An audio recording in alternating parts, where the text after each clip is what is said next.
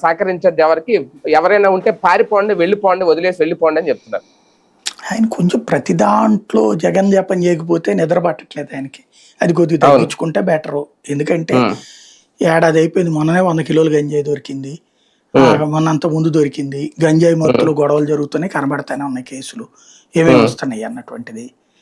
రెండోది ఇదివరకు జగన్ టైంలో దొరికితేనేమో ఆంధ్రాన్ని నాశనం చేశారు ఇక్కడే, ఇప్పుడేమో ఒరిస్సాలో జరుగుతుంది, మన దగ్గర కాదు. మొన్నది వైజాగ్ లో నుంచి పట్టుకొచ్చిందే కనబడుతుంది. బేసిక్ గా ఏంటంటే కంట్రోల్ అయిపోయింది. అప్పుడు డ్రోన్స్ వాడారు, తగలబెట్టారు చాలా చోట్ల పొలాలు, పంటలు. ఓ రకంగా ఏజెన్సీ ప్రాంతం అనేది ఒక మాఫియా చేతిలోకి వెళ్ళిపోయింది, డ్రగ్స్ మాఫియా చేతిలోకి వెళ్ళి డ్రోన్ ఎగరేసే దమ్మున్నాడు ఎవడు అక్కడ.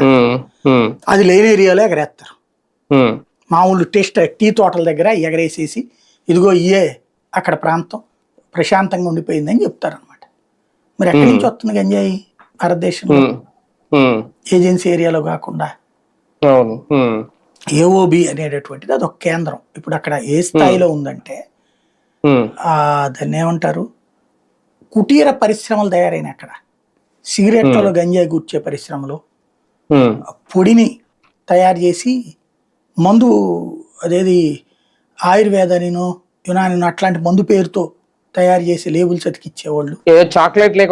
చాక్లెట్లు, తర్వాత దాన్ని ఏమంటారు, లిక్విడ్, ఇన్ని రకాలు చేస్తున్నారు అక్కడ. అవన్నీ కనబడుతుంటే అవన్నీ ఒక్క రోజులో మూతపడిపోయినాయి ఈ ఏడాదిలో.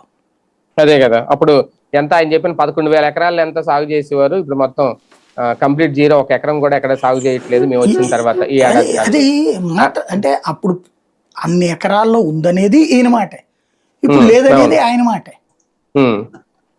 అక్కడ జనాలకి తెలుసు కదా, చంద్రబాబు రాగానే భయపడిపోయి వాళ్ళందరూ